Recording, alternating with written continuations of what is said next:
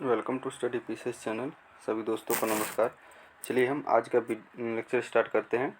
तो आज हम 20 जो डिस्कस करेंगे इसके अंदर, तो 22, 23 और 24 की जो MCQ जो जो भी इम्पोर्टेंट करंट अफेयर है उसको आज हम लोग डिस्कस करेंगे।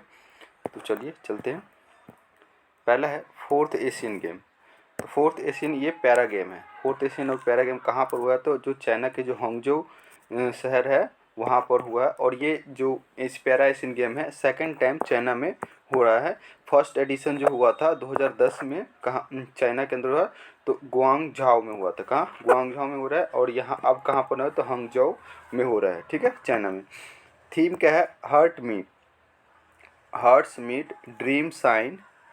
ठीक है, heart meet and dream shine इसका थीम है। मैस्केट क्या है? तो Hangzhou Asian para game Fei जो है फी जो है इसका जो मैस्केट है। ठीक है, आगे चलते हैं। जकार्ता जो लास्ट एडिशन हुआ 2018 वाला कहाँ पर हुआ था? तो जकार्ता इंडोनेशिया में हुआ था। कहाँ? जकार्ता इंडोनेशिया में हुआ था ये। ठीक है, अब चलते हैं नेक्स्ट, कुछ पॉइंट देख लेते हैं। यहाँ पर जो है लगभग 3100 एथलीट पार्टिसिपेट करेंगे, जिसमें कि 44 कंट्री से जो पार्टिसिपेंट आ रहे हैं। ठीक है, और लगभग 564 इवेंट यहाँ पर होंगे, जिसमें 22 स्पोर्ट्स होंगे। और हांगझोउ एशियन गेम ये कौन सा है? अभी जो लास्ट अभी हुआ है, जो एशियन गेम हुआ है कहाँ पर? 19th एशियन गेम, ये भी यहीं पर हुआ था। ठीक है, अब देखते रहते कि Majid Rashid president of the Asian para Olympic committee. जो मजीद रशीद है जो एशियन पैरा ओलंपिक कमेटी के चेयरमैन है, प्रेसिडेंट है। उसके बाद इंटरनेशनल पैरा ओलंपिक कमेटी जो एंड्रयू पार्सन्स है वो भी यहाँ पर अटेंड किए थे ओपनिंग सेरेमनी को। ठीक है, अब देख लेते हैं इंडिया के जो कुछ गोल्ड मेडल जीते हैं अभी इन 2 दिनों में। तो प्रवीण कुमार क्या है? तो इन्होंने गोल्ड मेडल जीता है किसमें? तो man high jump T64 event में। क्या प्रवीण कुमार किसके अंदर है? हाई जंप के अंदर T57। अंकुर धामा क्या है? गोल्ड मेडल जीता है किसके अंदर? तो 500 मीटर को T1 500 मीटर की जो T1 इवेंट होती है उसके अंदर। उसके बाद PM ने जो अवनी लखेरा है उनको R2 10 metre air rifle and SH1 event Asian para game में गोल्ड मेडल जीतने की बधाई दी है। उसके बाद है निशांत कुमार इन्होंने हाई जंप किया है T47 इवेंट में। देखिए प्रवीण कुमार किस में जीते हैं? तो T64 में, और इन्होंने जीता है T47 इवेंट में। अगला है कि जो प्रणव शोरमैन है इन्होंने किस में गोल्ड मेडल जीता? क्लब थ्रो में, क्लब थ्रो F51 के अंदर। ठीक है, आप देख लेते हैं एयर मार्शल जो हमारा है, एयर मार्शल साधना एस नायर जो हाल ही में अपॉइंटेड किए गए हैं director general of the hospital service arm force के। डायरेक्टर जनरल हॉस्पिटल सर्विस के जो आर्म फोर्स की जो विंग है उसके ये हेड चुने गए हैं। ठीक है, तो कब चुने थे? तो 23 अक्टूबर को। और ये फर्स्ट वुमेन बन गए हैं जो एयर मार्शल के रैंक पे होते हुए इन्होंने जो director general of hospital service की पोस्ट संभाली है। ठीक है, इससे पहले ये कहाँ थे? तो प्रिंसिपल मेडिकल ऑफिसर थे। कहाँ पर? तो बेंगलुरु के अंदर, एयरफोर्स के अंदर। कहाँ? बेंगलुरु एयरफोर्स में। नेक्स्ट है अनुभव अवार्ड क्या है? कि ये डिपार्टमेंट ऑफ पेंशन और जो वेलफेयर है उनके द्वारा दिया जाता है हर साल। ये विज्ञान भवन नई दिल्ली में दिया गया है। जो यूनियन मिनिस्टर जितेंद्र सिंह है उन्होंने ये प्रेजेंट किया है। और department of personal and pension grievance के द्वारा ये लॉन्च किया जाता है अनुभव पोर्टल। इसके द्वारा अनुभव पोर्टल भी लॉन्च किया गया है ऑन किसके? तो on the behalf of the prime minister 2015 में किया गया था, अनुभव पोर्टल लॉन्च किया गया था। ठीक है, तो अनुभव अवार्ड याद रखें किसके द्वारा दिया गया है? तो ये आप जो union minister of Jitendra Singh हैं उनके द्वारा दिया गया है। इस पोर्टल के अंदर क्या क्या इन्फॉर्मेशन होती है जो 2015 में प्रधानमंत्री के द्वारा लॉन्च किया गया था? इसके अंदर जो रिटायरमेंट से रिलेटेड एम्प्लॉयमेंट जो भी सबमिशन है शोकेस किया जाता है। देर जो कमेंडेबल वर्क है उनको दिखाया जाता है, और उनका जो एक्सपीरियंस है यहाँ पे शेयर किया जाता है, ताकि जो न्यू कॉमर्स आ रहे हैं, न्यू मेंबर जो आ रहे हैं वहाँ पर उनको उन चीज़ों से सीख सके और अब जो गवर्नेंस में इम्प्रूवमेंट कर सके, इसके लिए ये चीज़ बनाया गया था।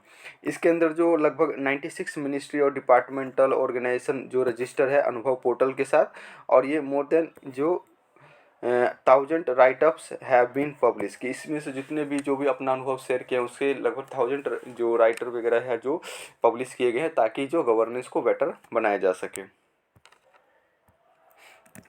चलिए नेक्स्ट चलते हैं। अब कुछ न्यूज़ है जो स्टैटिक है लेकिन न्यूज़ के अंदर है, तो इसको देखिए।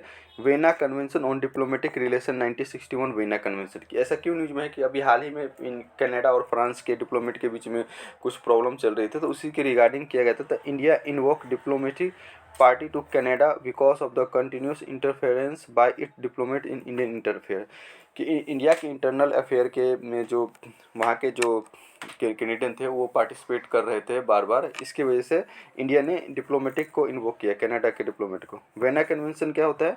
ये एक कंप्लीट फ्रेमवर्क प्रोवाइड करा जाता है, जैसे कि establishment, maintenance and termination of diplomat relation between independent and sovereign state. ठीक है,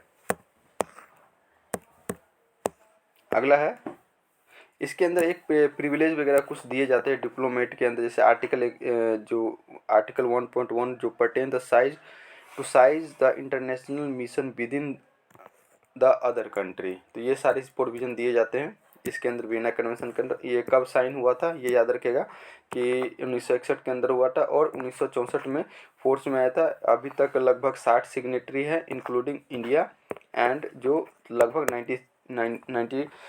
193 पार्टी है। सिग्नेटरी मतलब होता है कि आपने उस प्रोविज़न या कुछ भी एग्रीमेंट है उसको साइन किया, लेकिन अपने जो पार्लियामेंट है, पार्लियामेंट अपने देश के जो पार्लियामेंट है, लेजिस्लेचर है, उसके द्वारा उन पर पास करके कानून नहीं बनाया गया है।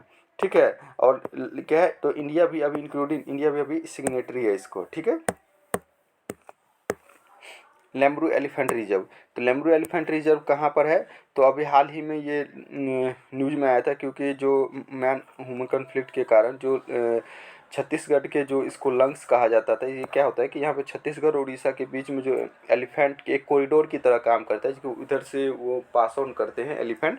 ठीक है, तो अभी जो कोल मिनिस्ट्री के द्वारा जो coal ministry has finally agree to denotify all coal block on Lemru elephant, की लेमरू एलिफेंट के बीच में जो कोल के जो एरिया है, ब्लॉक है, उसको डी नोटिफाई कर दिया है, ताकि जो जो फॉरेस्ट का कंजर्वेशन को ध्यान में रखकर, ताकि फॉरेस्ट की नुकसान न किया जा सके। ठीक है, ये एक कॉरिडोर की तरह करते कहाँ पर? तो Chhattisgarh from Orissa and Jharkhand. The forest is very diverse biomes that also rich in coal deposit, कि एक डाइवर्स फॉरेस्ट है और साथ साथ में कोल के डिपॉजिट के लिए भी बहुत फेमस है ये। अगला है एक्सरसाइज हरमोस शक्ति। एक्सरसाइज हरमोस शक्ति जो है अभी उमराव जो मेघालय में कंटोनमेंट है वहाँ पर हुआ, किन के बीच में हुआ था? आपका जो मलेशिया है और इंडिया के बीच में हुआ। क्या? The 5th royal battalion of Malaysian army और हमारे जो इंडियन आर्मी है उनके बीच में हुआ है ये। ठीक है, यहाँ पर कौन द इंडियन कंटिजेंट रिप्रेजेंटेड किसने किया है? तो द राजपूत रेजिमेंट यहाँ पर रिप्रेजेंट किए हैं। ठीक है, और लास्ट एक्सरसाइज जो कहाँ पर हुआ था? तो पुलाई कुलांग मलेशिया के अंदर हुआ था। अभी क्या कहाँ पर हुआ है? तो उमराव मेघालय के अंदर हुआ है। ठीक है, अगला है प्रधानमंत्री अनुसूचित जनजाति जाति अभ्युदय योजना। क्या है? तो ये प्रधानमंत्री अनुसूचित जाति अभ्युदय योजना जो है, इन्होंने ये कौन सी 3 स्कीमों को मर्ज करके बनाया गया है। ये एक सेंट्रली स्पॉन्सर स्कीम है। सेंट्रल स्पॉन्सर स्कीम मतलब कि कुछ राज्य सरकार फंडिंग करेंगे, कुछ जो है सेंट्रल गवर्नमेंट फंडिंग करेगी। ठीक है, तो प्रधानमंत्री आदर्श ग्राम आवास योजना को किया है इसके अंदर कम। फिर उसके बाद है special central assistance for schedule caste and सब प्लान, और साथ में जो बाबू जगजीवन राम छात्रावास योजना है। इन तीनों को कंबाइन करके एक प्रधानमंत्री अनुसूचित जाति अभ्युदय योजना को स्टार्ट किया गया है। ठीक है, इट हैज़ ये इम्प्लीमेंट किया 2021-22 से इम्प्लीमेंट। इसका मेन काम है कि जो पॉवर्टी को रिड्यूस करना है SC/ST कम्युनिटी के अंदर, और एक एडिशनल जो एम्प्लॉयमेंट जनरेशन अपॉर्चुनिटी प्रोवाइड कराना है through the skill development, income generating scheme and other initiative. ठीक है, to improve the socio-economic development indicate by the ensuring the adequate infrastructure, कि इनके जो डेवलपमेंट के लिए एक इंफ्रास्ट्रक्चर डेवलपमेंट पे करना पड़ेगा, और service in the dominated village की जो सर्विस प्रोवाइड करवाया जाता है, ऐसी डोमिनेटेड विलेज जो है वहाँ पर जो इंफ्रास्ट्रक्चर प्रॉब्लम है और भी अदर एक्टिविटी वहाँ पर प्रोवाइड करवाया जा सके, इस पर ध्यान दिया जाएगा। इसके जो है 3 कंपोनेंट है। कितने कंपोनेंट है? 3 कंपोनेंट है। पहला है कि आदर्श ग्राम। आदर्श ग्राम क्योंकि एक एससी डोमिनेटेड पीपल में एक आदर्श ग्राम बनाना है।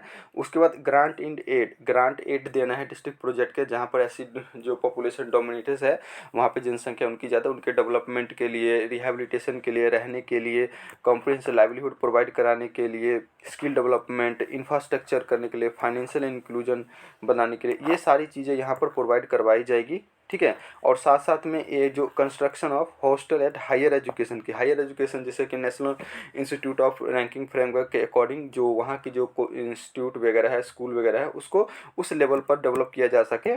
ठीक है, कि मॉडर्नाइज किया जा सके। ठीक है, तो ये सारे जो partially funded by the central government and partially recommend by the जो स्टेट गवर्नमेंट, जो क्या कहते हैं हमारे जो एजुकेशन मिनिस्ट्री जो रिकमेंड करेंगे उनके अकॉर्डिंग इनको काम करना होगा। ठीक है, चलिए आज की वीडियो आज यहीं ख़त्म करते हैं। नेक्स्ट वीडियो में हम लोग मिलेंगे तो आगे का करंट अफेयर को कंटिन्यू करेंगे और साथ में कुछ मेंस के टॉपिक को भी कवर करेंगे। तब तक के लिए जय Hind, thank you so much. मिलते हैं नेक्स्ट वीडियो में।